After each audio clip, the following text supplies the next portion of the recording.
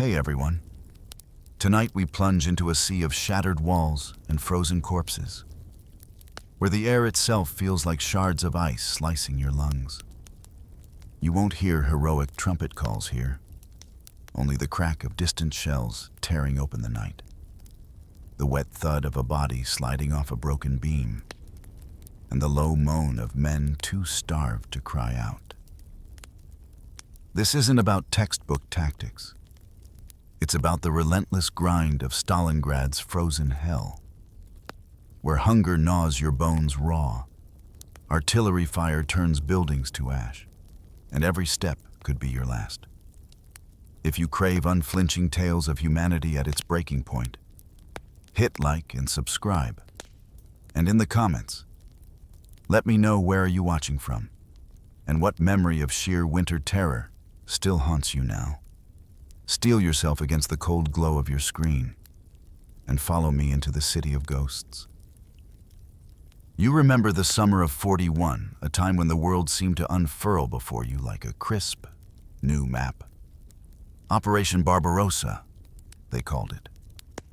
A name that promised swift, decisive movement, a relentless sweep across vast, open lands. You were part of a tide, a human wave that seemed unstoppable. Day after day, the dust of the Russian plains clung to your uniform. The rumble of your boots echoed across endless fields, and the scent of distant victory was almost tangible. The sun beat down, warming your skin, and the landscape, though unfamiliar, held a certain stark beauty. There was a sense of purpose, a shared belief that this relentless drive would bring a swift conclusion. You pressed forward, mile after mile, capturing millions of Soviet prisoners, a testament to the speed and power of your advance. Yet, as autumn began to paint the leaves in fiery hues, a subtle chill crept into the air, and with it, a creeping realization. Moscow, the grand prize, remained just beyond your grasp. That initial momentum, that thrilling, effortless surge, began to slow, encountering an unexpected resilience in the vastness of this land. Then came the bitter winter of '41, a cold unlike any you had known. Breath left your lips in icy plumes. The ground, once yielding, hardened into an impenetrable slab of frozen earth. Machinery groaned, men shivered, and the dream of a quick triumph receded into the biting winds. But as the pale, hesitant sun of spring 1942 began to melt the snows, a new wave of optimism washed over the ranks. The world seemed to sigh, releasing its icy grip, and a new energy stirred. You saw fresh faces, new recruits arriving, their eyes bright with a hope that mirrored your own. The rumble of transport trucks, laden with new weapons and supplies, became a comforting symphony, whispers of a renewed offensive, grander and more decisive than before, passed through the camp like a warming breeze. You felt a quiet anticipation, a belief that this time, the true, final push would begin. But the grand strategy had shifted, unbeknownst to many of you in the field. From the highest command, a new directive filtered down, reshaping the very contours of your destiny. Moscow is off. The quiet murmur began. We strike south. This was Fall Blau, a massive operation aimed not at the heart of the Soviet Union's political power, but at its very lifeblood, the oil fields of the Caucasus and the industrial heartland along the Don River. You heard the names spoken, unfamiliar at first, then growing in significance: Voronezh, Kharkov, Maikop, Grozny, Baku. And then, a new name began to echo with increasing frequency: Stalingrad. A city on the Volga, an industrial hub, a symbol. You were part of Army Group South, a formidable force, and the plan unfolded in 4 distinct phases. First, the push towards Voronezh, then the link-up at Kharkov, creating a vast pincer movement. After that, the long, grinding artillery siege of Stalingrad, a city whose very name would soon be etched into the depths of your memory. And finally, the ultimate goal, the thrust to the distant oil fields, the lifeblood of the war machine. As you moved, you noticed them, the other faces among your own, the Axis co-belligerents. You saw the Romanians, their uniforms a slightly different cut, their faces often etched with a quiet weariness. The Italians, whose easy laughter seemed out of place in this somber landscape. The Hungarians, their resolve perhaps not as unyielding as your own. They fought alongside your elite German formations, a vast, multinational force pushing into the heart of a continent. Their morale, you sensed, was often fragile. Their equipment perhaps not as formidable, but for now, you moved as one, a vast and complex machine, rolling forward under the boundless summer sky, towards a city whose name, Stalingrad, would soon become synonymous with something far colder than winter, something far more absolute than defeat. A quiet hum of anticipation, a strange blend of hope and a premonition of the unknown, settled over you as you drove deeper into the vastness of the Russian South. You feel it in your bones, the slow, insidious shift from open country to the suffocating confines of the urban battleground. The open fields, the rolling steppes. They offer space, a horizon, even in battle. But here, in Stalingrad, the world shrinks. It becomes a labyrinth of shattered concrete and twisted metal. This is the Rattenkrieg, the Rat War, a grim, subterranean dance among the ruins. Every building, every cellar, every pile of rubble becomes a fortress, a kill zone. You move not in grand formations, but in small, desperate groups, your fingers tight around the cold steel of your submachine gun. The air is thick with dust, the acrid scent of gunpowder, and the metallic tang of blood. The sounds are sharp, immediate, the staccato bark of a submachine gun, the explosive crack of a grenade, the dull thud of a body hitting a pile of debris. You learn to move like a shadow, low to the ground, your senses heightened, every rustle, every faint whisper a potential threat. This isn't a war of sweeping maneuvers. It's a war of inches, of floors, of rooms. You find yourself in close quarters, so close you can almost smell the fear of the enemy, or feel the hot breath of your comrades. Sometimes, in the surreal silence of the night, a strange truce would fall from the depths of a cellar, where you sheltered from the bitter cold and the unseen enemy. You'd hear a call from above, from an attic held by the Soviets, a mutual, unspoken agreement to fetch the wounded, to search for a fallen comrade in the no man's land between your positions. For a fleeting moment, the war would pause, replaced by the hushed movements of men, illuminated by the distant flicker of tracer fire. But with the first pale light of dawn, the truce would shatter. The silence would be replaced by the brutal reality of bayonet charges in narrow corridors, pistol duels in cramped stairwells, the desperate, close-range combat that left no room for grand gestures, only raw survival. You learn the names of these places not from maps, but from the brutal realities they represent. Pavlov's house, a symbol of unyielding resistance, a tiny fortress holding out against relentless assaults. The towering grain silo, a brutal, multi-story killing ground where men fought upwards, floor by agonizing floor, through mountains of grain. The railway loop. They called it the tennis racket, a tangled mess of tracks and wrecked trains, a place of constant ambush and sudden death.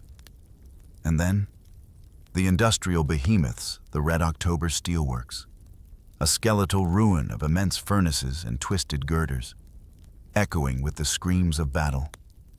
The Barricadi gun factory, another shattered monument to industry, where the machinery of death now lay broken, transformed into a deadly maze.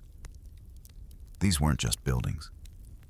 They were characters in this grim, urban drama, each with its own story of blood and sacrifice.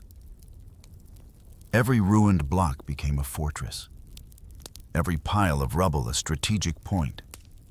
The narrow, winding streets of Stalingrad rendered your heavy weapons, your tanks and artillery, almost useless. They became hulking, vulnerable targets, too cumbersome for this tight, brutal dance. This was an infantryman's war, a grinding, brutal exchange of life and death, room by agonizing room. You would clear one floor, only to find the enemy waiting on the next, their faces smudged with soot, their eyes reflecting the same weariness you felt. The fight was intimate, personal, waged with the raw tools of the soldier rifle, bayonet, grenade. But perhaps the deepest wound, you realize, was not physical. It was the psychological toll. You learned to dread the silence. Nothing compares, you'd hear the veterans whisper, their voices low and hoarse, to the silence before a fresh barrage. That quiet, that pregnant pause, when the world seemed to hold its breath, knowing what was about to descend upon you. It was in those moments, in the suffocating stillness before the storm, that the true weight of Stalingrad would settle upon your soul. A cold, heavy dread that promised only more pain. And so, you would wait, your heart thumping a frantic rhythm against your ribs, for the inevitable roar that would tear the world apart once more. As the calendar pages quietly turned from autumn's crispness to winter's biting grip, you felt the world around you harden, not just with ice, but with an unyielding despair. The cold descended, a living, breathing entity, more insidious than any enemy soldier. Temperatures plummeted, often falling below 20 degrees Celsius, turning every breath into a visible cloud, a fragile ghost against the vast, unforgiving sky. You felt it instantly, a searing pain in your lungs, a burning sensation with every inhale, as if the very air itself had turned into jagged shards of ice. Your breath would freeze on your scarf, forming delicate, crystalline patterns that soon became brittle, icy masks. The world outside transformed into a landscape of stark whites and grays. The vibrant colors of autumn muted, absorbed by the relentless cold. Even your blood, you imagined, must have thickened, turning to sludge in the shallow, frozen shell holes that pockmarked the ground. Every movement became an effort, a struggle against the suffocating embrace of the frigid air. The silence of the snow-covered ruins was often broken only by the sharp, cracking sound of ice underfoot, or the distant, mournful howl of the wind. You saw the devastating effects of the cold all around you. A silent, relentless killer. Frostbite became a common companion, a creeping numbness in your fingers and toes that quickly turned to agonizing pain, then to a terrifying blackness as the flesh died. You saw men, young and old, succumb without a single shot being fired. Their bodies found frozen solid, their faces etched with the last moments of their struggle against the cold. It wasn't just men. The horses, once majestic and strong, lay stiff and still in the snow, their breath frozen mid-exhale. Even the stray dogs, once scavenging for scraps, now curled into lifeless bundles, absorbed by the vast, white blanket.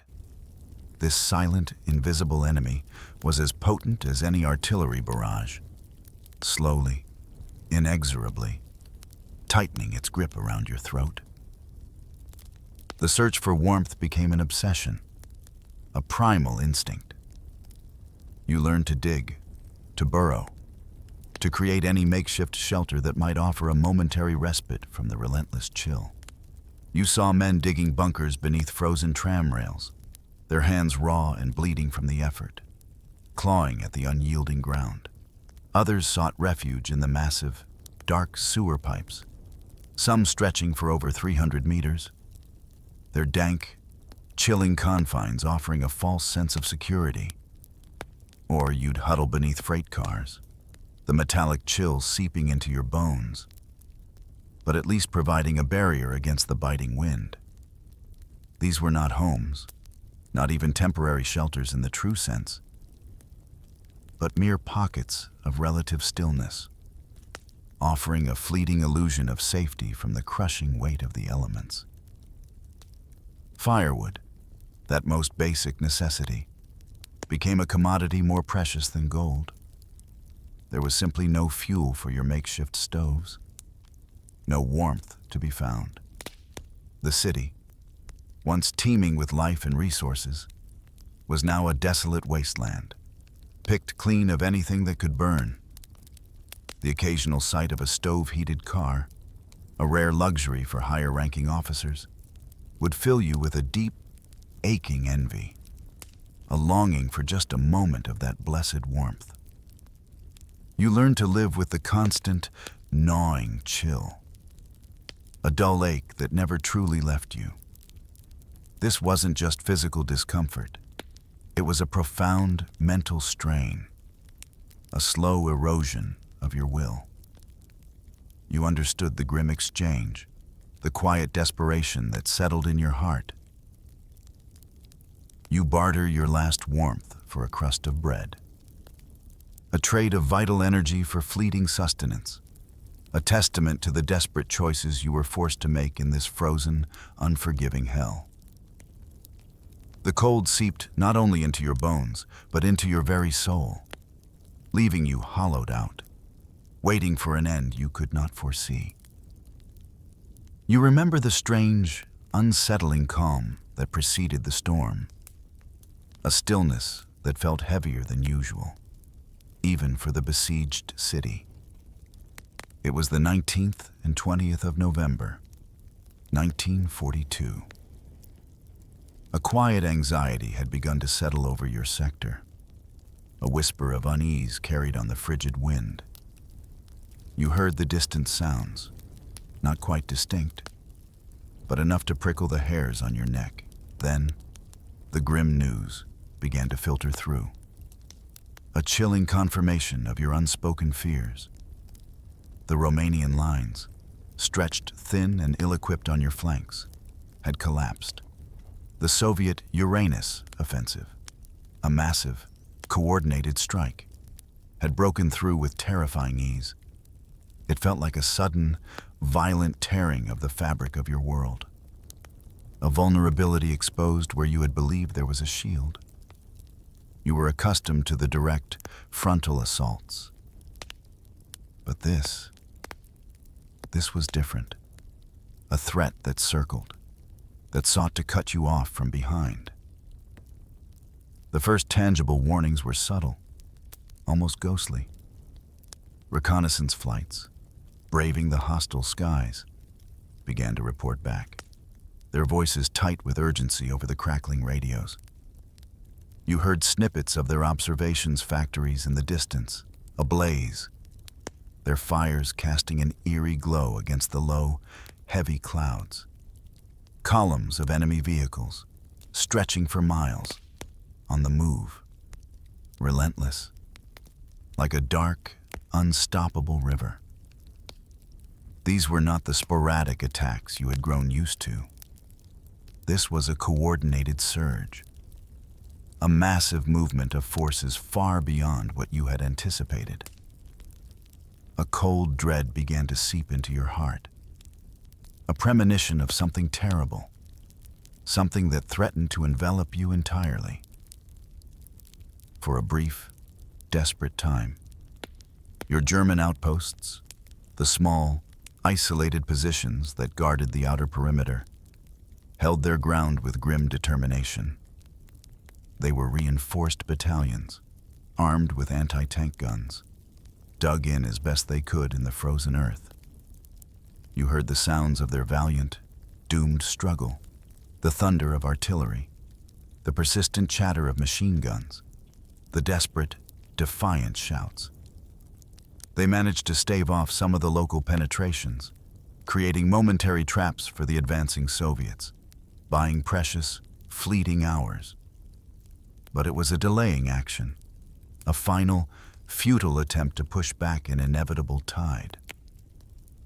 The reports grew increasingly grim, the sounds of battle closer, more insistent. You knew, in your gut, that these brave stands were only slowing the inevitable, not stopping it. And then, it happened. The 23rd of November. The date would forever be etched into the collective memory of those trapped within the city. The northern and southern pincers, those relentless Soviet columns, met at Kalach, a small town that suddenly became the epicenter of your doom. In that moment, the trap was sprung. The world outside, the vast, open spaces you had once traversed with such confidence, snapped shut around you. You were sealed in. A massive force of approximately 260,000 Axis troops, confined within a pocket of land no larger than 60 by 40 kilometers. The realization dawned slowly. A sickening, gut-wrenching understanding that the world had shrunk to this desolate, frozen enclosure. Confusion reigned, a disorienting haze of disbelief and terror. From the front lines, you heard the desperate, incredulous voices of your commanders crackling over the radio, their words echoing your own stunned thoughts. "This can't be real. There aren't enough red troops," they cried out, their voices laced with a desperate denial.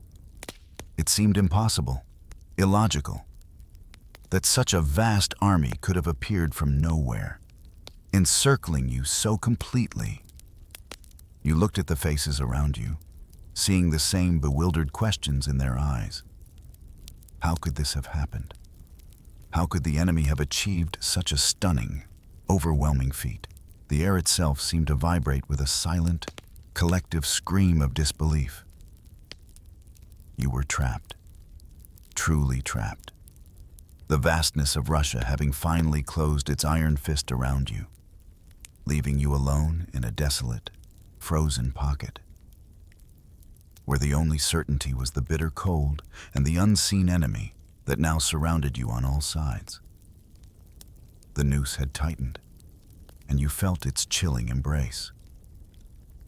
The moment the Kessel, the cauldron, truly sealed itself around you, the world underwent a profound, immediate transformation. Water, already scarce, became a ghost, its absence a constant, nagging thirst in the back of your throat. Movement, even for the most urgent tasks, was fraught with peril. Daylight brought with it the terrifying precision of Soviet snipers. Every window, every pile of rubble, every distant shadow seemed to hold a hidden eye, a waiting rifle. You learned to move only in the protective shroud of darkness, or in quick, desperate dashes between shattered buildings, your heart pounding a frantic rhythm against your ribs. The world became a perpetual twilight, a place where light meant danger, and shadows offered the only respite. Life under bombardment became the new normal, a constant, nerve-shredding symphony of destruction. You heard it always, the constant howling of shells, a banshee's shriek tearing through the air before the earth itself erupted in a geyser of dirt and shrapnel. The ground beneath your feet vibrated with a concussive force, rattling your teeth, shaking the very foundations of your makeshift shelters. At night, the darkness would be violently punctuated by the flickers of phosphorus bombs. Brief, searing flashes of white-hot light that illuminated the shattered landscape like a demonic stage. You would see the fleeting silhouettes of ruined buildings, the twisted forms of fallen comrades, and then, just as quickly, darkness would swallow it all again, leaving behind only the acrid scent of burning chemicals and the ringing in your ears. This relentless, indiscriminate pounding eroded your spirit, leaving you perpetually on edge, waiting for the next earth-shattering impact. The most insidious enemy, however, was hunger. It began subtly, a dull ache in your stomach, a quiet yearning for something substantial.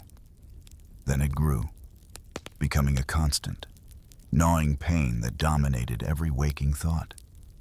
Your rations, already meager, were cut again and again. From 80 grams of bread a day, it quickly dwindled to 50 grams, then to nothing at all. You watched as men became desperate, their eyes sunken, their movements slow and deliberate, conserving every ounce of energy. You resorted to anything that might provide even a whisper of sustenance, a bitter, gritty concoction made from pea flour, scavenged scraps, and in the darkest, most desperate moments, whispers of cannibalism began to circulate, a horrifying testament to the depths of human deprivation. Your body became a hollow vessel, constantly demanding, constantly aching. Your mind fixated on the phantom sensation of a full stomach. The medical system, already strained, collapsed entirely under the weight of the casualties and the sheer hopelessness of the situation. Over 30,000 wounded men were crammed into damp, freezing bunkers, their groans and cries a constant, mournful chorus. There was no medicine, no proper equipment, no clean water. You saw a single surgeon, exhausted and desperate, forced to improvise abdominal and head surgeries with whatever crude tools were available. The cries of the patients echoing in the confined space. Infections spread like wildfire. Frostbite turned gangrenous, and the wounded died. Not from their initial injuries, but from the brutal conditions, the lack of care, and the gnawing hunger. It was a hell within a hell, a place where suffering multiplied with every passing hour. The command structure, once so clear and unyielding, began to shatter. Older support troops, men whose lives had been spent in the safety of logistics or administration, were suddenly drafted into infantry roles, given a rifle and told to fight. They were ill-equipped, ill-trained for the brutal realities of urban combat. Their faces a mixture of fear and bewilderment. Replacements, when they miraculously arrived, were often untrained, thrown into the meat grinder with little preparation. The chain of command frayed, the voices of authority losing their resonance against the deafening roar of the battle.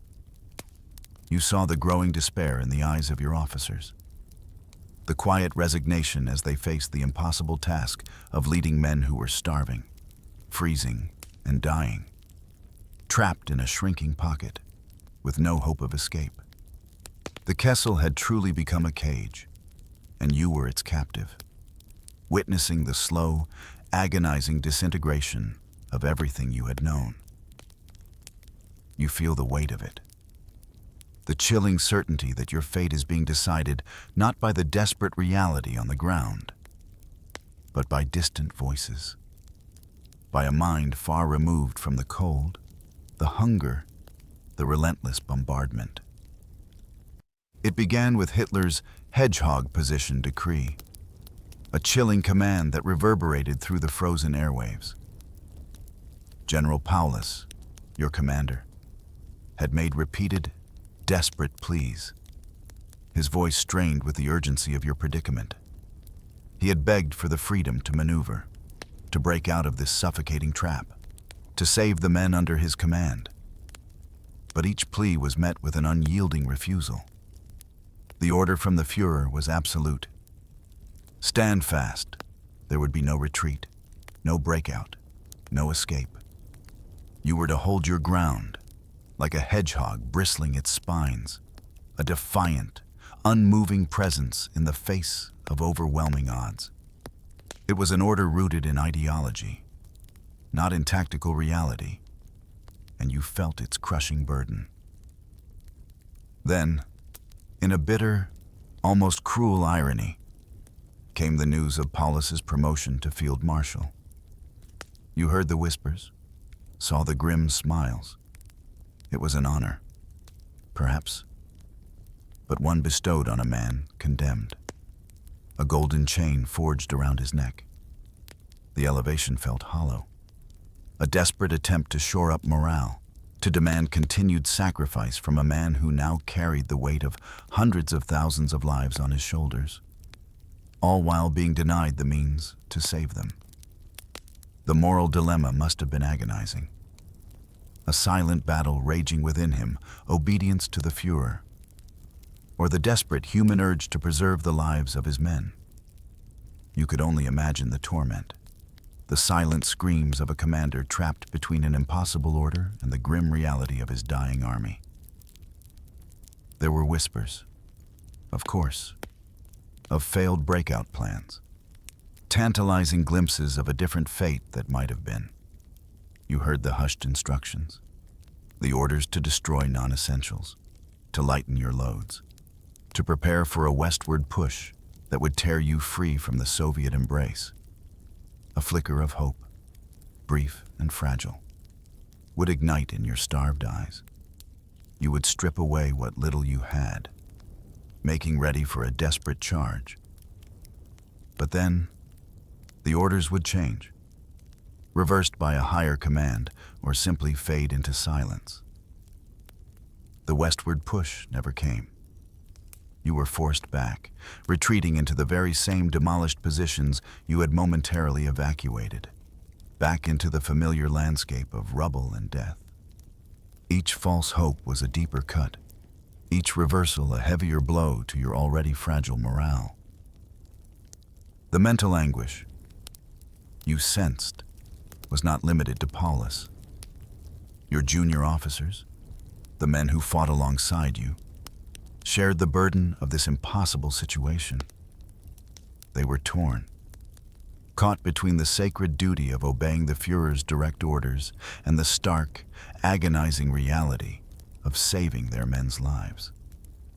You saw it in their faces, the lines of worry, the dark circles under their eyes, the way they would sometimes look at you, their gaze holding a profound regret. How do you lead men to their certain death, knowing there might have been another way? How do you demand continued sacrifice when all hope has been extinguished by a distant, unfeeling command? This wasn't just a battle against the Soviets. It was a battle against the crushing weight of an ideology that valued defiance over life. A battle against the slow, agonizing erosion of human will, leaving you utterly helpless, adrift in a sea of impossible choices. The orders from above, meant to provide direction, instead became the invisible chains that bound you tighter to this frozen hell. The rumble was a sound that made every man pause, lifting their heads, their eyes searching the desolate, gunmetal sky.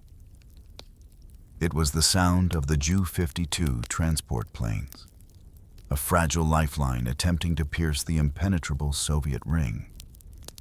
You clung to the hope they represented, these distant silver birds, bringing the promise of sustenance, of ammunition, of life itself. Each sortie, over 90 of them attempting to break through the impenetrable flak fire, was a desperate gamble against the overwhelming odds. You would watch, your breath held tight in your chest as they braved the storms of anti-aircraft fire. Their engines a hopeful drone in the otherwise silent, watchful sky. They carried not just bread, but bullets, Bren gun ammo, precious morphine for the wounded, a desperate inventory of necessities that represented the difference between life and death. The strips where they attempted to land were nightmares themselves. Places like Pomnik, Gumrak, Stalingradsky. They weren't proper airfields, but crater-strewn patches of frozen earth, constantly shelled by Soviet fighters and artillery. You could hear the distant roar of dogfights, the angry chatter of machine guns as the Soviet pilots tried to swat down these lumbering transport planes. Every landing was a miracle, every takeoff a perilous escape. The planes would often skid, their tires biting into the icy ground, their wings sometimes clipped by hidden obstacles or shell holes. Yet, they kept coming, a testament to the courage of the pilots, or perhaps to a desperate, unyielding command. But even when the supplies arrived, chaos often followed. You saw it with your own eyes. The planes would open their cargo doors, sometimes still in the air, a desperate attempt to get the supplies out before being shot down. The bundles would tumble from the sky, sometimes landing perfectly, more often lost in the swirling dust storms, disappearing into the vast, white landscape. And then, the desperate scramble on the ground. Starving troops, their hunger a raw, undeniable force, would rush the landing zones, sometimes looting supplies mid-airdrop, a frantic, every man for himself frenzy. The scenes were brutal. Men fighting over a sack of bread, a box of ammunition, their desperation overriding any sense of order or discipline. What little arrived was often distributed unevenly or lost entirely, a cruel tease of salvation that never quite materialized. The return journeys were even more perilous, a grim reversal of fortune. Each aircraft, those slow, vulnerable transports, could evacuate only a handful of men, perhaps 8 wounded soldiers, their bodies broken, their faces pale with shock and cold. They would be crammed into the unheated cabins, enduring sub-zero winds, their lives hanging by a thread as the plane clawed its way back into the hostile sky. You would see them loaded, the stretcher bearers moving with grim efficiency, knowing that for every man flown out, hundreds, thousands remained, condemned to the freezing hell. It was a cruel lottery, a momentary reprieve for a lucky few, while the vast majority were left behind to face the inevitable. Goering, the commander of the Luftwaffe, had promised a lifeline, a daily delivery of 350 tons of supplies, enough to sustain the trapped army. It was a promise that echoed with the emptiness of a desolate plain. You heard the figures, the grand pronouncements, but the reality was a stark, brutal contrast. The target was met on only 3 days in December, a fleeting moment of adequacy in a month of profound scarcity. The weather, a capricious and relentless enemy, often grounded the plains, shrouding the city in thick fog or blizzards. And the Soviet fighters, ever vigilant, ever aggressive, made the rest impossible. The air bridge, meant to be your salvation, became a desperate trickle, a constant reminder of the world's indifference, leaving you shivering in the cold, your stomach empty, your hope dwindling with every passing, unfulfilled day. The sky, once a symbol of freedom, now seemed only to mock your plight.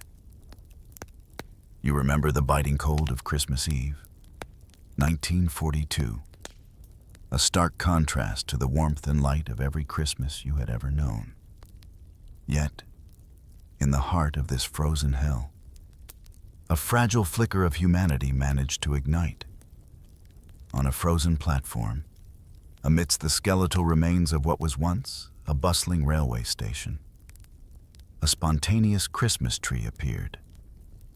It was meager, perhaps a few frozen branches salvaged from the ruins, but it was there, adorned with whatever scraps could be found, its meager candles burning with a defiant glow against the overwhelming darkness.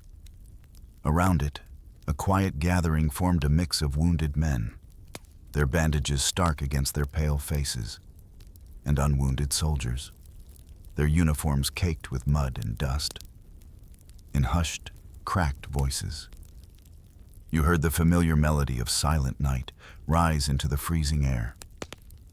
It was a fragile, poignant sound, carrying the weight of all the Christmases past, all the homesick yearning for warmth, comfort, and peace.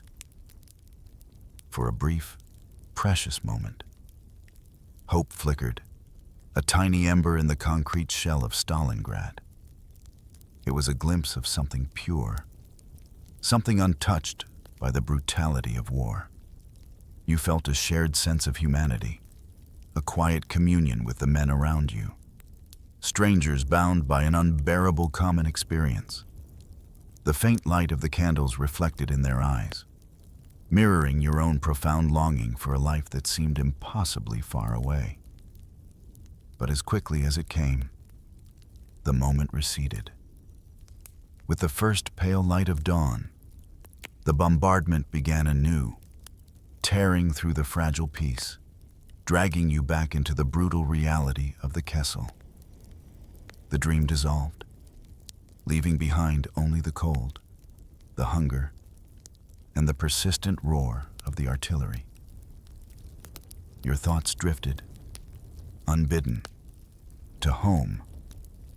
You clutched the precious, crinkled letters from your parents, their words a faded echo of love and concern.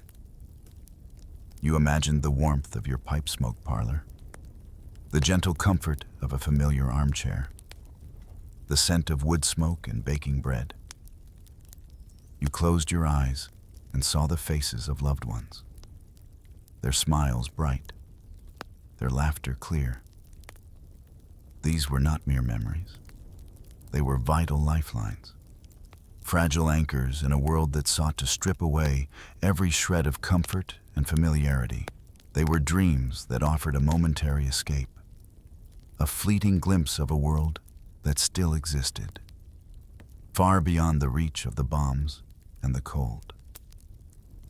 Amidst the shared misery, there were small, desperate acts of kindness.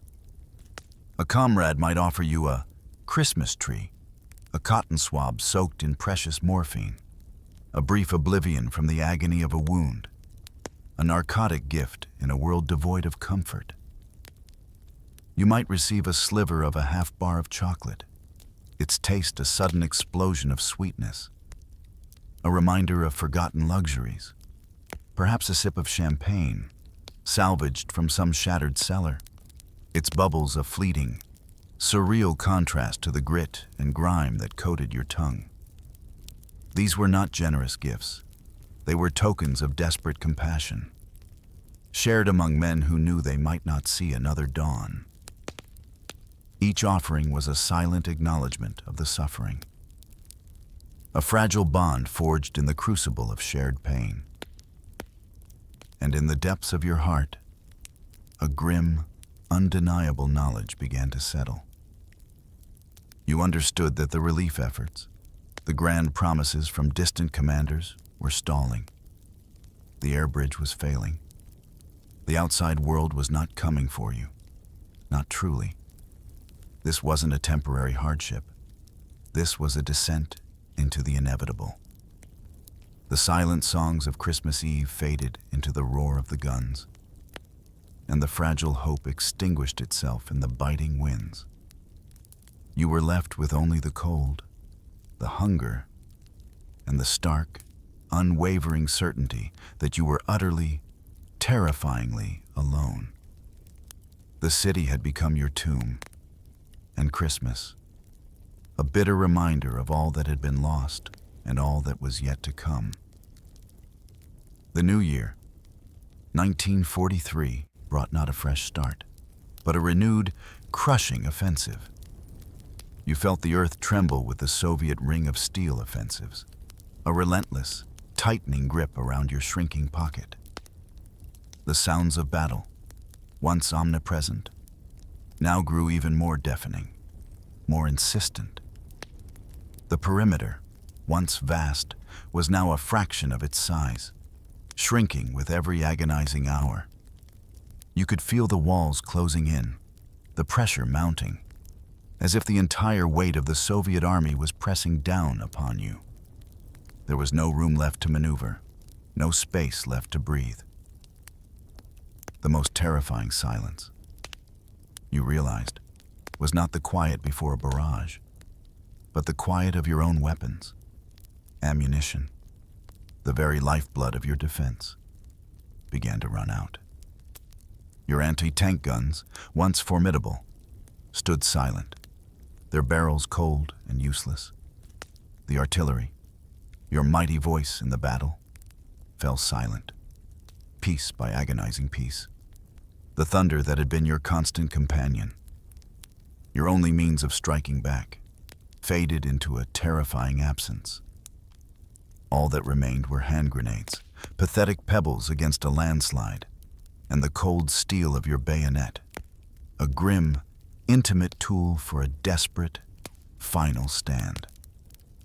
The world became quieter, save for the persistent, triumphant roar of the Soviet guns, their shells tearing into your last strongholds with impunity.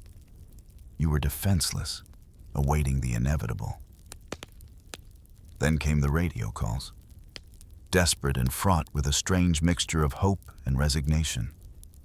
Paulus's voice, once resolute, now carried a plea, a final, agonizing request for permission to surrender, to save what little remained. You heard the command, the impossible order. Hold on, I'll get you out. A hollow promise that mocked your reality, but then the reversal. The final, agonizing decision. The radio crackled with hushed instructions, a ceasefire. And then, the sight that you thought you would never see, white flags, fluttering in the cold wind, raised in the ruined cellars, in the shattered windows of the last standing buildings. A strange, eerie silence descended, a peace heavier than any war. You saw your comrades, men you had fought with, bled with, shared your last crusts of bread with, slowly emerge from their holes, their hands raised, their faces a mixture of exhaustion, relief, and a profound, bone-deep despair. February 2nd, 1943. The date etched itself into your memory, the day of capitulation. Entire divisions, shattered and broken, but still alive, were marched out of the city. You were part of them. A silent, shuffling column of defeated men, your boots crunching on the frozen ground. You passed through the ruins of Stalingrad, a city you had fought for, bled for, nearly died in. Now a skeletal monument to your defeat. The air was still, save for the whispers of the wind and the quiet, heavy shuffle of thousands of weary feet. You were alive, but broken, your spirit wounded in ways that might never heal. The aftershock was immediate, a chilling follow-up to the nightmare of the Kessel. Over 100,000 Axis prisoners of war, a vast, defeated army, were marched east. The journey was not a merciful one. Disease, rampant among the starving and weakened men, spread like wildfire. Typhus, dysentery, the cold, and the unrelenting hunger turned the march into a death march. You saw men collapse, their bodies too weak to continue, left behind in the snow. The whispers of cannibalism, once a horrifying rumor in the Kessel, now became a grim reality for some in the desperate columns. This was not the end. It was the beginning of another, even more brutal, chapter of suffering. A testament to the unforgiving nature of war and the cruel indifference of those who inflicted it. The world had swallowed you whole, and now it was slowly, agonizingly, digesting you. You are one of the fortunate few, one of the incredibly rare souls who survived that long, agonizing journey into the depths of the Soviet Union. The death marches continued, mile after brutal mile, across the vast, indifferent landscape. You remember the names, or rather, the sounds of them. Bekovka, Bauer, No Man. Places that became synonymous with unimaginable suffering. In these camps, a silent genocide unfolded. Over 30,000 men perished each month, succumbing to the ravages of typhus, dysentery, starvation, and the relentless cold. You saw men, once strong and vibrant, reduced to skeletal figures, their eyes hollow with despair. The accounts of cannibalism, once whispers, now solidified into chilling truths. A horrifying testament to the absolute desperation that gripped those trapped within the barbed wire. The scale of the suffering was so vast, so profound, that it almost defied comprehension. Of the hundreds of thousands captured, only a precious few, a mere 6,000 men, ever returned home. You were among them, forever marked by the ordeal, a ghost of your former self. The myth of Wehrmacht invincibility, that grand, unshakable belief in your own might, was shattered forever in the frozen ruins of Stalingrad. It was not just a defeat. It was an annihilation of spirit. A profound lesson etched in blood and ice. The world would remember the numbers, the grand strategic turning point. But you would carry the personal cost, the weight of the men who never returned. Their faces, not figures, haunted your sleep. You carried their stories, their final whispers, their unspoken pleas. You remember the letters, the desperate cries of the survivors, urging the world, urging future generations. Remember us, sons of Stalingrad. Not as statistics in a history book, not as nameless casualties, but as individuals, fathers, brothers, young boys who had been thrust into a frozen hell beyond comprehension. Their voices, carried on the wind, through the years, demanded to be heard, to be honored not in triumph, but in the quiet remembrance of their sacrifice. The legacy of Stalingrad, you came to understand, was immense, reaching far beyond the shattered walls of the city. It was the turning point on the Eastern Front, the moment the seemingly unstoppable German momentum finally broke. The tide of war shifted, irrevocably, to the Red Army. Their victory a testament to their unyielding resilience and the sheer scale of their sacrifice. The balance of power tilted, and the world would never be the same. The city itself, a symbol of industrial might, became instead a symbol of human endurance, of the brutal cost of war, and of the profound changes that echoed across a continent. And as you reflect now, in the quiet of a moment, far removed from the howling shells and the biting winds, you understand the true meaning of it all. We weren't statistics. The echoes of voices whisper from the past. We were fathers, brothers, young boys in a frozen hell. You carry their stories, their pain, their enduring spirit. You carry the memory of the cold, the hunger, the fear, but also the fleeting moments of shared humanity, the quiet acts of courage, the unyielding will to survive. The weight of Stalingrad will forever remain with you, a silent testament to the resilience of the human spirit, even at its breaking point. And perhaps, in sharing these whispers, in bearing witness to the unvarnished truth, the memory of those who fell and those who survived will continue to echo, softly, like the distant wind over a field of snow, for generations to come. In 1938, Adolf Hitler seized what legend said was history's most powerful weapon. If you hold it, you're invincible. It was said to be the spear which pierced the side of Christ. Military leaders became almost besotted with the idea of possessing it. And with the spear in his grasp, Hitler unleashed terror upon the world. But in the chaos of war, this most valuable of Europe's treasures simply vanished. This was an emblem of war, twisted by the Nazis to become symbols of the Third Reich. But one man, Walter Horn, would uncover the mystery of what had happened to the Spear of Destiny. And one of America's finest generals, obsessed with the spear, would launch a mission to find it. 1933. Adolf Hitler is elected Chancellor of Germany.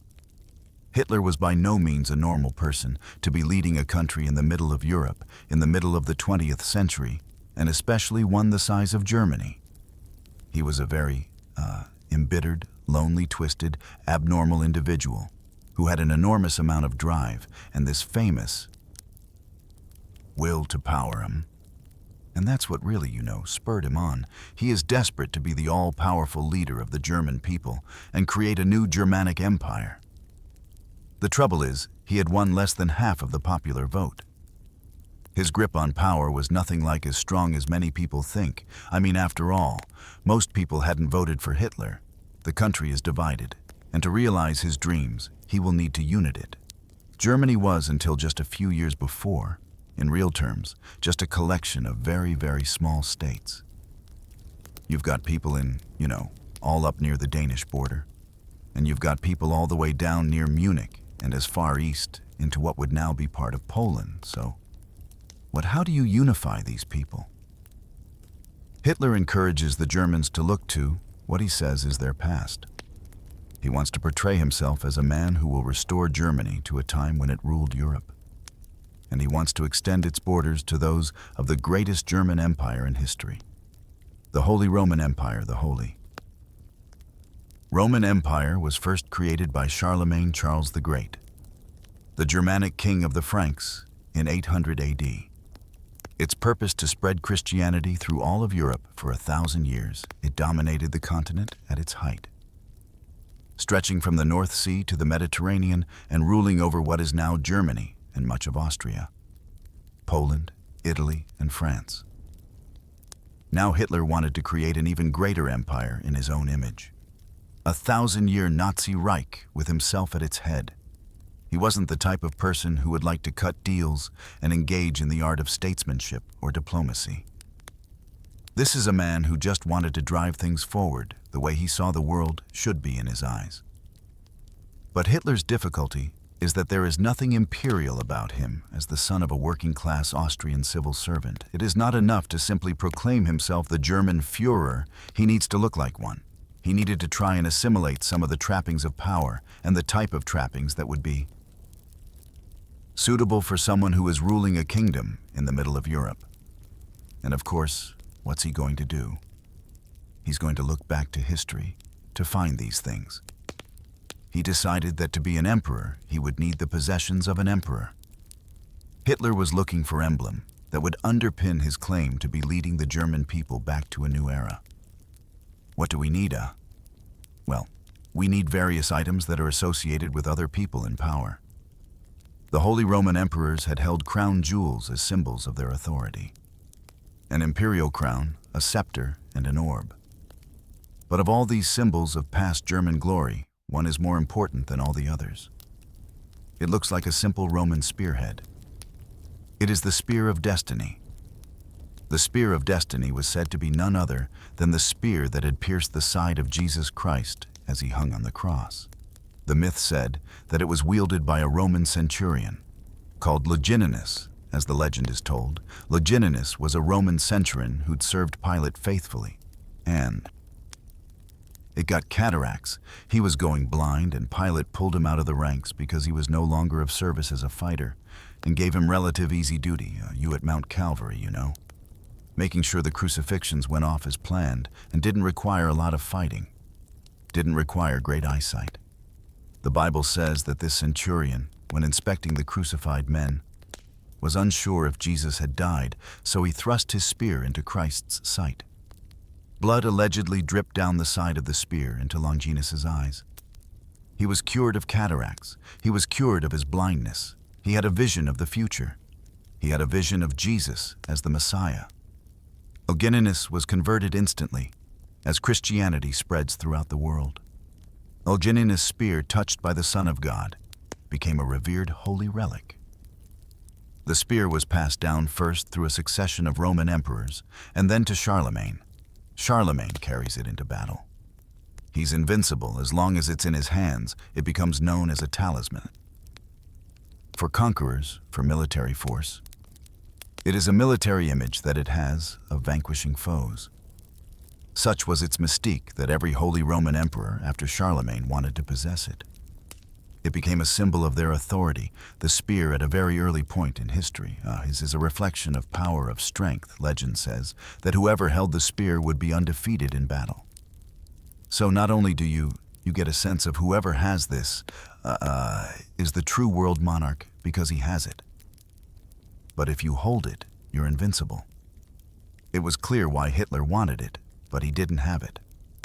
In fact, it was in Vienna, the capital of neighboring Austria. When the Holy Roman Empire was dissolved in 1806, its heirs, the Habsburgs, moved the spear to Austria, where it ended up on display in the Hofburg Palace, and it was here in 1908 that Adolf Hitler, then a struggling Austrian painter, had first seen the spear and begun to covet it. According to one version of the story, Hitler had actually seen the spear in the museum there. And, apparently he may have had some sort of moment of epiphany in which he realized that this was an incredibly important object. And he had been sort of touched by it. Whether that's true or not doesn't really matter. The point was, it was regarded as being important. Hitler had long known where it was, and now he was German Führer. All he had to do was take it on. March the 12th, 1938. German troops crossed the border into Austria. The world watched as the Austrian government collapsed. Hitler was killing two birds with one stone. He was reclaiming lands once held by the Roman Empire and was now on the brink of seizing the Spear of Destiny. Got to realize that Austria and Germany are, in Hitler's eyes, indivisible, and indeed, they should never have been defined in the first place with Austria in his grasp. Hitler now activated the second part of his plan, to seize the spear as the story is told. As the panzers were driving, across the border into Austria, Hitler had an SS officer in civilian garb already planted in the museum. When he was alerted that the border had been crossed, he changed into his uniform, pulled out his gun, and stood guard over those crown jewels. Nobody was to touch them until Hitler arrived. Hitler arrived in Vienna just 2 days after the invasion. One of the very first things he does is to go to the Habsburg Museum. Go to the display case where the spear and crown jewels are and opens it and takes possession of the spear. He took hold of the spear on March the 15th. It was not a date picked by accident. He took the Spear of Destiny on St. Linus Day. That's when the centurion, who allegedly carried it at the crucifixion, is honored. Hitler took the spear to the southern German city of Nuremberg, which had been its home for centuries during the reign of the Holy Roman Emperors. There was absolutely no question where Hitler was going to take the spear.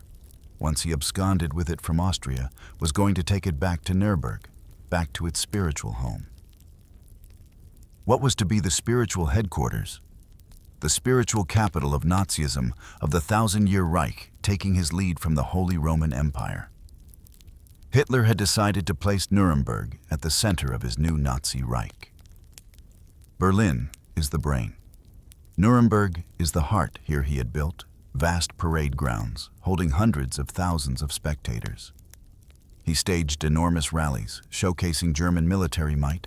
Extravagant displays presented the German people with an image of the future based on his vision of the past. We see newsreels today of the parades going through the streets in Nuremberg, of soldiers dressed as medieval knights with mock-ups of the chest of the crown. Jewels symbolic of being returned to the homeland, the 1,000-year Reich begins by displaying the spear and the crown jewels. His message could not have been any clearer. Hey, he was the heir to the Holy Roman Emperors. It was as if King Arthur had finally gotten Excalibur and was marching through town with it, and in a triumphal parade. I've got it with the spear of destiny in his possession. Hitler was convinced he would be unstoppable in his aim to conquer the rest of Europe. But of course, it didn't turn out that way. Heat. By the beginning of 1945, 5 years of war has devastated Europe. The spear has failed to bring Hitler the victory he had dreamed of. His ambitions lie in tatters, his empire on the brink of collapse and in the chaos. The spear of destiny, one of the great treasures of Europe, has disappeared.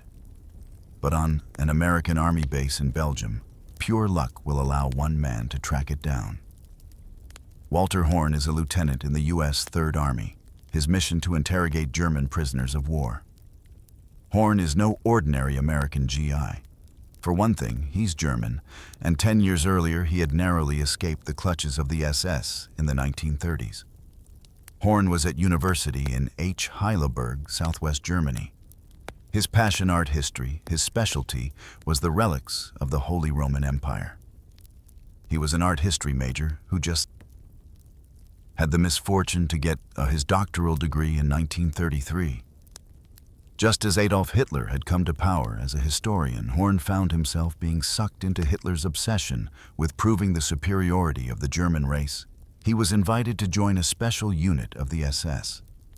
Created specifically for this purpose, the Arnonurba promising academics were press-ganged into the Arnona. The job to prove at any cost that German culture was superior to every culture in the world. And who better for the Arnonurba to recruit than the impressive young academic and PhD, Walter Horn. Walter was perfect Nazi material. He had been a javelin contender for the Olympics. He came from fifth-generation Germanic Aryan stock. You know, he was young, he was good-looking, he was well-raveled. This was the kind of man the Nazis were looking for. But Horn could see exactly where Nazi control of German academic life was leading. The Arnonurba can't just be seen as a kind of harmless bunch of corrupted academics who were just sucking up the Nazis, because what they were proving was helping to create a worldview that was, in essence, evil. And some of these theories are directly related to the idea of race. And we all know what happens when you apply these theories to a regime that is as murderous as the Nazis are. It leads directly to the gates of Auschwitz. Horn wanted no part of it. So in 1934, he decided to flee Germany. He didn't want to give up his homeland, but he saw no option around it. One thing he knew is he had to get out of Germany. You know, the storm is coming down. This is no place to be. But as he began his flight to freedom, Horn learned that the SS were after him. He was very concerned. He hated the Nazis. He didn't know if it was because of remarks that he had made about the Nazis. To his horror, one SS officer had managed to track him down. The SS officer had his pistol, and I'm sure Walter was thinking that the end had come, but Horn was in for yet another surprise. The SS officer, essentially, told him, "Yes, we're looking for people like you, but good luck, just don't come back." Walter Horn eventually managed to escape via Italy and then Cuba to America, where he became a naturalized American citizen. And that is how, as a fluent German speaker, he ended up in Belgium interrogating PS at the tail end of the war as the Allied armies worked their way into Germany. Behind the front lines, you've got units doing various sort of ancillary roles that are nevertheless vitally important. One of these, of course, is to hunt for criminals. I mean straight manhunts, and what these people are doing. These war crimes units is to hunt for evidence, which hasn't been burnt by the Gestapo for months. Horn had been uncovering very little. But one afternoon, a harmless-looking pea changed all that. Quite late in the day, relative old man is taken out of the prisoner pen to be interrogated, Private Fritz Huber. Fritz Huber has nothing really to contribute, or so it seems. Private Huber said, "I'm sorry I can't tell you any information because I don't know any information. All I've been doing is, slowing gun cases around." Walter felt sorry for him, offered him a cigarette, offered him a cup of coffee, and they just sat and chatted. Then Huber revealed something that would blow Walter Horn's mind. Hubert said, "I do know of a special treasure, a hidden treasure. Are you at all interested in art history?" Little could Huber have known the man he was talking to had a doctorate in art history. There wasn't anything in the world Walter wanted to hear more about, than art and antiques. Huber began to tell Horn about a Nazi treasure trove hidden beneath Nuremberg Castle, one which supposedly contained any number of priceless pieces of art. Horn listened intently as Huber listed the sort of items that any imaginary pirate hoard might contain. Huber was describing various treasures, which could have been any kind of depositories, because we know the Nazis looted, major museums. But this collection was different. He described a scepter. He described a crown. He described a golden orb, what they call, the world orb of Christianity. And then he said, "That's a spear. It's a spearhead.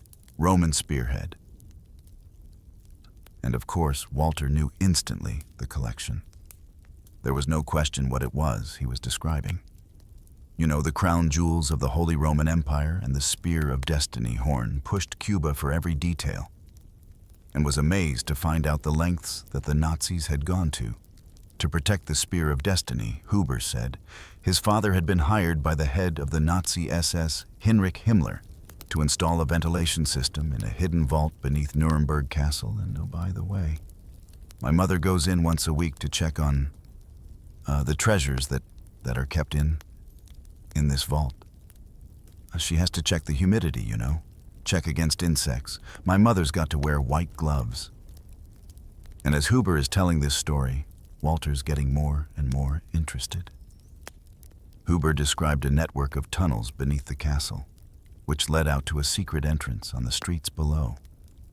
It looked like an active, ongoing antique shop, and it had two doors for bringing items in and out. But of course, it was Nazis who were going the in and out. Aware that he had possibly just uncovered the location of one of the world's great treasures, Horn immediately began to write up a report for his superiors. But fearing the American High Command wouldn't understand the importance of the spear, Horn made sure to write in detail, even drawing a map of the city to show where the bolt could be found. Walter Horn sat at a borrowed typewriter, and he typed up an intelligence report, and of course, being an art historian, I'm sure it reads more like an art history paper than a military intelligence report. Horn worked quickly.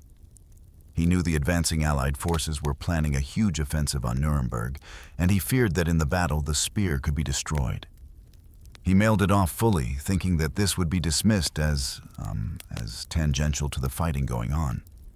That what military commander would possibly conceive the Holy Roman Empire, crown jewels, and the Spear of Destiny to be a military objective.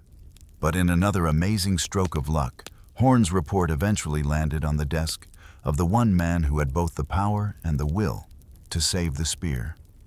General George S. Patton, also known as Old Blood and Guts, was in command of the U.S. Third Army in Europe and was one of the generals overseeing the invasion of Germany. A flamboyant man often pictured with 2 silver revolvers. He was a brilliant tank commander and tactician, a Catholic convert. Patton saw himself as a Christian warrior, but more than that, he too was obsessed with the legend of the Spear of Destiny. He had even written a poem about what it must have felt like to plunge the spear into the side of Christ. I cannot name my battles, for the visions are not clear yet. I see the twisted faces, and I feel the rending spear. Perhaps I stabbed our Savior in his sacred, helpless side. Yet I have called his name in blessing when after times I died as U.S. troops battled their way across Europe. Patton had been attempting to track the spear's movements. His fear was that the spear, if not found, might be used as a talisman to inspire a Nazi resurgence. But so far, he had no idea where the spear was until Walter Horn's report landed on his desk. Lo and behold, that's exactly what Patton was looking for. And he found it in that intelligence report, Light bulb went off. This was a military objective for Patton on the eve of the assault on Nuremberg. Patton took an amazing decision. He ensured that a cracked team of soldiers were sent to locate the secret vault. But it would be no easy task. Nuremberg had suffered a series of massive bombing raids. Thousands had died, hundreds of thousands displaced. They talk about the devastation in Dresden, but the devastation in Dresden essentially came from a fire that spread in Nuremberg. It was literally from the tons and tons of bombs. And now the Allies intended to send Hitler a message. They planned to capture Nuremberg on April the 20th. The furious birthday, Hitler was adamant that his spiritual capital would not fall. His instructions are that the defenders of Nuremberg will fight to the last bullet and the last man, and even the last young child. On April the 16th, the U.S. Army began a fight to the death for the city. Patton's special unit sent to locate the spear was soon caught in the thick of the fighting. It was narrow medieval streets, big battlements. It was almost essentially hand-to-hand combat, almost like taking one street after another, and it was very dangerous. Kind of fighting children were actually being used as scouts. The Germans fought right down, virtually, to the last man standing in the chaos of the battle. Patton's unit, armed with Horn's men, embarked on their dangerous mission to locate the secret vault. That unit lost many men to work their way where the vault was when they got there. They couldn't even find it. There had been such devastation, so many bombings, and they weren't even sure that they gotten to the location. But then they made a discovery. One of them found a crevice, a sort of tunnel-like thing, and they dropped in at the end of a long, dark, underground tunnel. They found something staggering set into thick concrete. A steel vault door, 8 feet high and 12 in thick. But there was a problem. The giant vault doors were locked shut. Door itself was impenetrable at that point, when one of the munitions men was literally about to plug dynamite in the sides of this giant vault door. But just moments before the charges were detonated, a German civilian came forward and stopped the munitions. And luckily he was stopped at the last minute because, God knows what might have happened to the contents inside a German who a representative, the mayor of Nuremberg, gave the Allies the combination of this vault, he said. Please, don't blow this up. Very special things here, and they opened the vault behind the giant. The GIS discovered a vast and incredibly sophisticated underground complex. This had to be the vault that the prisoner Huber had described, but it was on a scale beyond anything they had imagined. Commissioned by Heinrich Himmler, it was an enormous expansion of old beer cellars beneath the Nuremberg castle. Himmler secretly sent in teams of builders to reconfigure this beer cellar into a high-tech vault, and I don't use that term. High-tech loosely, foot-thick, reinforced steel special locking mechanisms. The walls were lined with various materials to keep the moisture out. Air purification system, its own generator system. It had water. It had showers. It had baths. It had a kitchen. It had its own little escape hatch. You could have a team of people living in there for months at a time. The GIS could hardly believe what they had found, but unsure of exactly what they had discovered. The message was sent for Horn to come to Nuremberg to identify the contents of the vault. When Horn arrived, he was shocked by the state of this once beautiful medieval city picture, a moonscape picture. Churches missing their bodies strewn about. Horn was led to the vault. Even though the contents had been described to him by Huba, Horn was stunned by what the vaults contained. There is just this fantastic room full of Europe's treasure, which can rival anything you'll see in the Louvre or the British Museum, and it really is a real treasure trove. And the guys who went in there realized, my God. I mean, how much had the Nazis taken, you know? Every box was just full of something more and more incredible. Horn was shown a small wooden crate in it. Unmistakable to Horn's expert eyes was the Spear of Destiny. Horn became a hero when he recovered his Spear of Destiny. Now the question was, what were they to do with him? May 1945. The Allies declare victory over Hitler's Nazi regime. 6 years of war draws to a close. Hitler had committed suicide in his Berlin bunker. The Allies uncovered millions of dollars worth of Europe's finest treasures, stolen by the Nazis. We know the Nazis looted, Major museums, major collections were brought wholesale in by train. Now began the task of returning these treasures to their rightful owners. Walter Horn had assumed the spear would be returned to Austria, his Spear of Destiny. Come from the Hofburg in a museum in Vienna, this is where he fully thought they would be returned to Patton. Had other ideas, it seemed that Patton too had become bewitched by the power of the Spear of Destiny, Patton said, and openly declared that these relics, this Spear of Destiny, are not artwork. These are emblems of war, twisted by the Nazis to become symbols of the Third Reich. Patton was the type of man who very much would have liked the idea of the Spear of Destiny, in his back pocket, and wanted to take it back to the United States. Perhaps he believed, as did Hitler, that, whoever possessed his spear would be invincible. So adamant was Patton on having the spear that Dwight Eisenhower, the supreme commander of all Allied troops in Europe, had to intervene. A huge argument broke out between these two iconic figures. But before it could be resolved, tragedy struck his car. Is hit by a lorry. He's virtually paralyzed, is in hospital for a short period, and then he dies. With Patton died, the last obstacle to the spear returning home to Vienna special plane was dispatched under a very heavy armed guard, because these are, considered the most valuable treasures that the Nazis had ever looted. And there was a special return ceremony in Austria, and today they're back in the museum, essentially, in the same room, in the same part of the museum where they were when Hitler took them.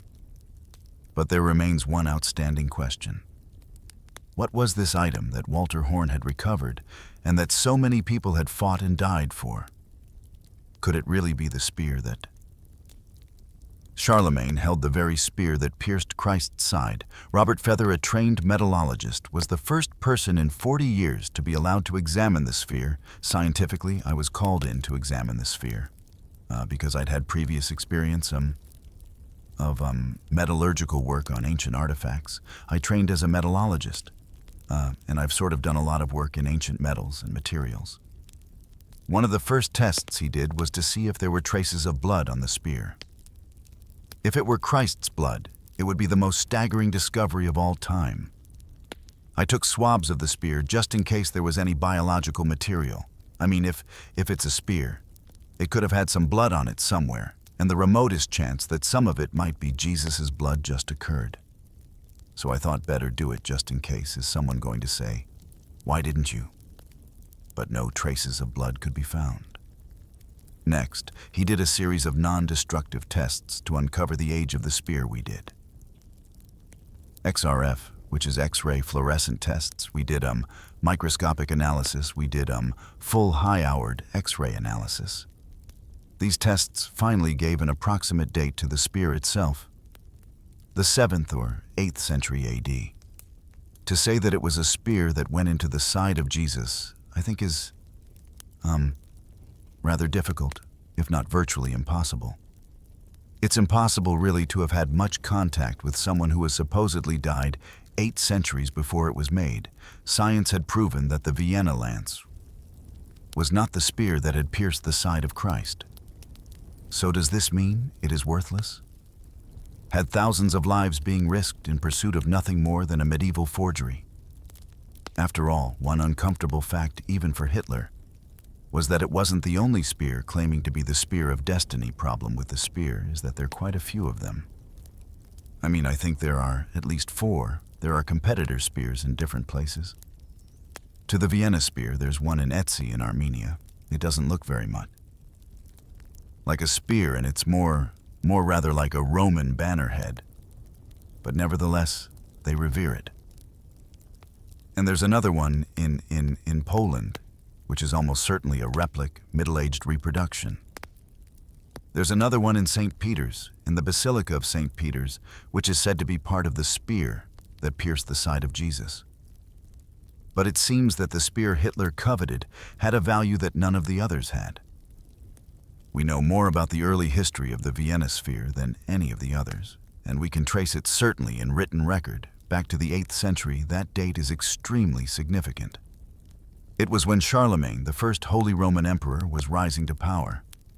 This spear may not have been the spear which pierced Christ's side, but it was the spear held by the Holy Roman Emperors. There's no question that that spear was the one carried by the Holy Roman Emperors, and that this was the one passed on, throughout history, through tradition, and was the one that Hitler took, and Hitler had understood something else. It doesn't matter what something is. What matters is what people believe it to be. For centuries, the spear had been revered by the most powerful rulers of Europe, and that for Hitler was enough to make it something worth having. Doesn't really matter whether this was the spear that was shoved into the side of Jesus. It doesn't matter. It's what people think is what matters. It's what people choose to believe. The fact that it doesn't date back to the crucifixion doesn't make it, to my mind, any less valuable, because what it represents in the larger sense is what's important. Even though it's very easy today to look at it as all being part of, it's all mumbo-jumbo. It's kind of, junk history. It's kind of mythology. It's superstition. It's important.